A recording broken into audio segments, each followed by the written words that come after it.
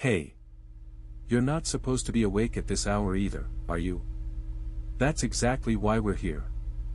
I'm the one who stays up to listen, and I'm the one who's seen the things I can't explain. I won't tell you who I am, and I certainly won't tell you what to believe. Some nights, the line between what's real and what isn't gets so thin it tears. You think you're safe in your home, but that's just an assumption. Tonight, we're going to talk about the quiet moments that shouldn't be empty, and the shadows that move on their own. Don't look behind you. Let's get into the first one. I don't expect you to believe me, but I've never told anyone this. It happened 3 years ago on a Tuesday, during the graveyard shift at the 24-hour laundromat off I-95. I was the only person there, folding towels in the dim yellow light while the machines hummed a monotonous rhythm. The air smelled of stale detergent and wet concrete. I remember checking my watch at 2:14 a.m., the red digits glowing in the dark, thinking about how long it would be until the sun came up. The place had been empty for hours, just me and the spinning machines. I was on the second floor of the building, which was actually a ground-level strip, but the second row of machines felt like a separate world. There was a specific blue towel I was folding that had a strange texture to it, almost like wet sandpaper, though I assumed it was just a manufacturing defect. I kept noticing a faint, rhythmic scratching sound coming from the vents above the dryers, but I told myself it was just the building settling or maybe a raccoon in the ducts. I even joked to myself that the place was haunted by a ghost who loved dry cleaning. I laughed at my own joke, the sound dying too quickly in the quiet room. Nothing felt wrong, just late-night fatigue playing tricks on me. Then the scratching stopped. The silence that followed was heavier, like the air had been sucked out of the room. I looked up at the vents, and for a second, I thought I saw dust falling in a pattern that wasn't random. I tried to convince myself it was the vibration of the machines, but they were all in the same cycle. 5 minutes later, the washing machine next to me started draining. I had already loaded it. I hadn't put any clothes in it. I checked the control panel, and the display was dead, yet the water was swirling violently inside the glass door, moving faster than it ever did during a cycle. I walked over to investigate, and the water was black, thick like motor oil, and it was moving against the spin of the drum. I tried to unplug the machine, but the cord felt warm, too warm, and the plug melted into the socket before I could pull it. I stepped back, breathing hard, telling myself it was a power surge, a glitch in the wiring. I looked down at the floor and saw a trail of that black sludge dripping from the bottom of the machine, forming a perfect circle on the concrete. I grabbed a mop, ready to clean it up, but the sludge seemed to move away from the mop head, pooling back toward the machine. I backed away, convinced I was hallucinating from exhaustion. I went to the back exit to call the manager, but the door wouldn't open. I pulled the handle, hard, but it felt like it was made of wood, not metal. The sound of my own pulling echoed back at me, delayed by a fraction of a second. I turned around, and the washing machine was still spinning, but the black sludge was gone. The machine was full of clear water again. I laughed nervously, a high-pitched, broken sound. I told myself I was losing it. I went back to the counter, sat down, and waited for the sun. At 2:58 a.m., the lights flickered. Not just flickered, but vanished, leaving us in absolute darkness. The only light came from the emergency exit sign in the far corner, casting a sickly green glow over the room. That's when I heard it again. Not from the vents this time, but from the row of dryers. A low, wet squelching sound, like skin being peeled off bone. I grabbed a flashlight from the counter and shone it into the first dryer. The door was closed. I shone it into the second. Closed. The third. The door was slightly ajar, and inside, there was a pile of wet towels, but they were moving. They were writhing, twisting around each other like snakes. I shone the light on the floor, and I saw footprints. They were barefoot, but the soles of the feet were missing, replaced by smooth, wet skin that looked like it had been peeled off. The footprints led from the dryer to the back exit, and then they stopped. I ran to the back exit, throwing my weight against the door, but it was locked from the outside. I looked down at the floor, and the footprints were moving again, walking back toward the machines. I backed into a corner, holding the flashlight like a weapon. The light shook in my hand. I looked up at the ceiling, and the vent cover had fallen off, and there was something hanging there, suspended in the air, just out of reach. It was a person, or it was shaped like a person, but their face was a smooth, wet surface. They were dripping the same black sludge that had been in the machine. I tried to scream, but my voice wouldn't come out. The thing didn't move, it just watched. I knew, with a cold certainty, that if I looked away, it would be gone. I couldn't look away. I held the light on it, and for a moment, I saw its eyes. They were empty. Then, the water in the washing machine started boiling. Steam poured out, filling the room, and the thing reached down, its long, wet fingers brushing the floor. I don't remember how I got out. I just remember running out the front door and not stopping until I reached my car. The next morning, I went back to work. The manager said the power had gone out for an hour, and the laundromat was flooded. He said the pipes had burst, causing a massive backup.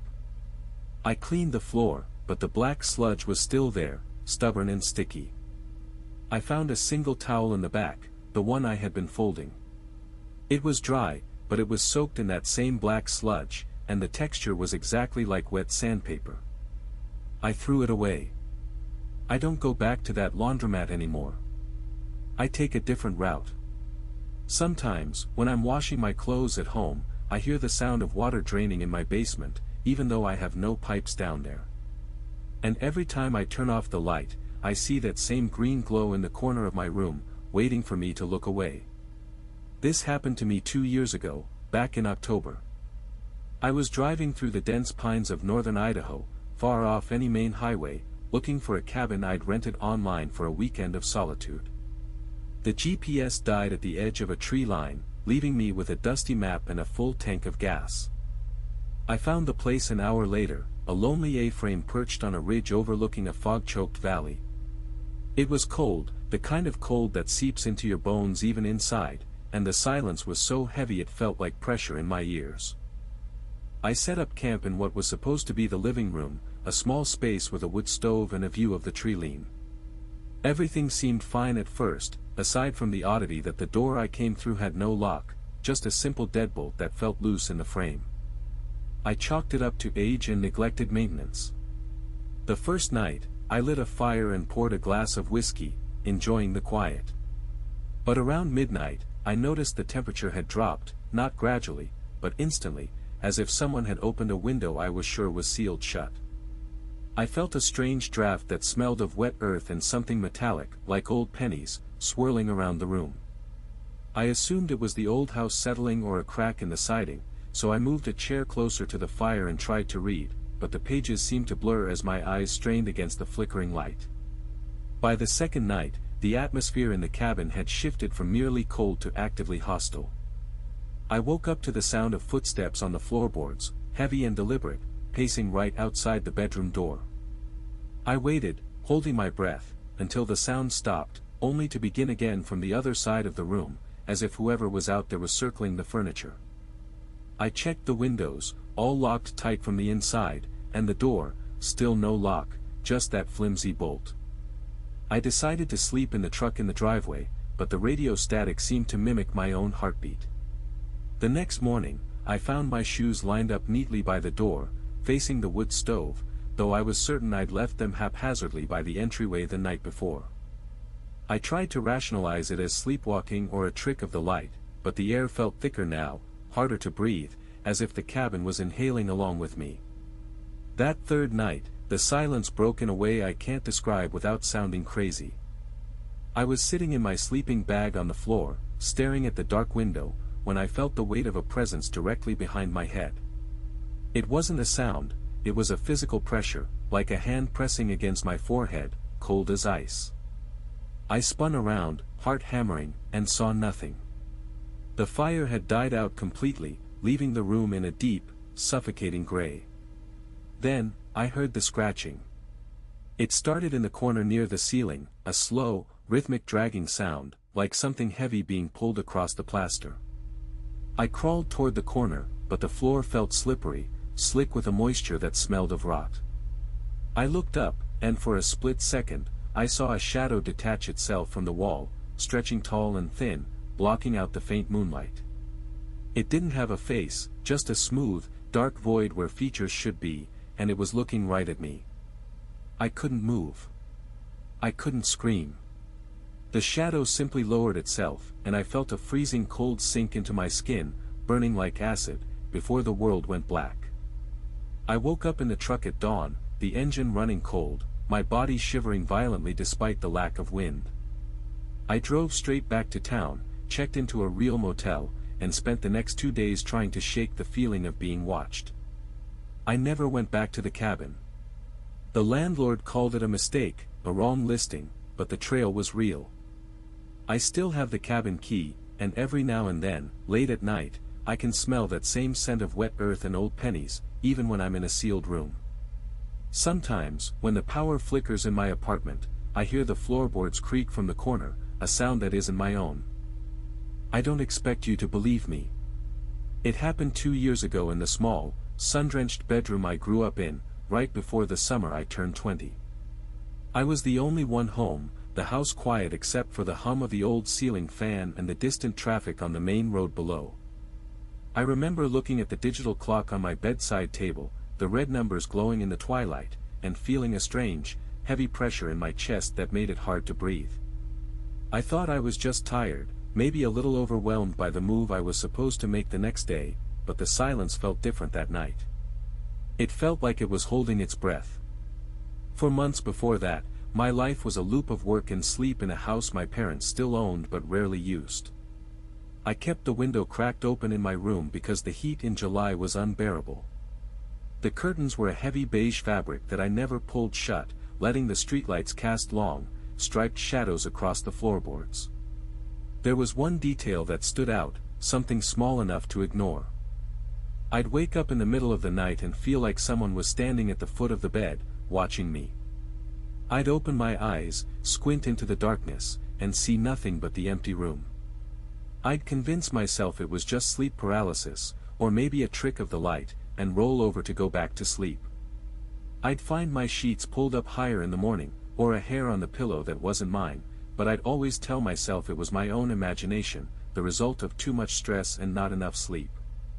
The first night it got bad, I heard a floorboard creak in the hallway. I froze, listening. It sounded like a footstep, slow and deliberate. I told myself it was the house settling, or maybe my cat running around. But the cat was out in the yard, I had let him out an hour ago. I waited 5 minutes, heart hammering against my ribs, then turned over and pretended to sleep. Later that week, I found the bathroom door unlocked. I never leave it unlocked, I always double-check before I go to bed. I remember standing in the hallway, staring at the open door, and the smell of wet dirt wafting out, though it hadn't rained in days. I told myself I must have done it myself in a daze, that I was just exhausted. But then the third night came, and the smell was stronger, mixed with something metallic, like old blood, and I heard the window in the room next to mine rattle, even though I had locked all the windows myself before going to sleep. I was sitting up in bed when I saw the shadow move. It wasn't outside the window, and it wasn't in the hallway. It was standing right next to the bed, just behind the headboard, where I had been looking a moment ago. I knew it was a person because I could see the outline of a shoulder, the way the fabric of a jacket caught the streetlight. I didn't scream. I didn't move. I felt a cold hand rest on my bare ankle, heavy and unyielding. The air in the room dropped so suddenly my breath misted in front of me. The figure didn't reach for me, didn't try to hurt me. It just leaned forward, its face inches from mine, and I could see a reflection of my own terrified eyes in the dark, featureless face of the person standing there. Then, with a soft exhale that sounded like a whisper right in my ear, it said my name, but the voice didn't sound human at all. I never went back to sleep that night. I grabbed a flashlight from my drawer and swept it around the room, but the bed was empty. The window was still locked, the bolts still in place, but the screen was gone. I called the police, but by the time they arrived, the house was just a house again. They found no signs of forced entry, no footprints, nothing. They said I must have had a nightmare, or that I had been sleepwalking again. I moved out the next week, sold the furniture, and rented a new place in a different part of the city. I still have the house, but I can't go back. Not because I'm afraid of the ghost, or the intruder, or whatever it was that stood by my bed. It's because I keep finding little things that shouldn't be there. A lock of hair on my pillow that isn't mine, a note on my nightstand written in a handwriting I don't recognize, and sometimes, when I wake up in the middle of the night, I feel that same cold hand on my ankle, and the whisper says my name, over and over, in a voice that sounds exactly like my own. If you've ever had an experience like that, something that just doesn't add up, I want to hear about it. Drop your story in the comments below. Sometimes, reading them makes the silence feel a little less heavy. We've got another collection for you next time, and the ones in that video are even harder to explain than what we just discussed. If you need to keep this quiet corner of the internet running, please consider subscribing. Until then, take care, and try to sleep well.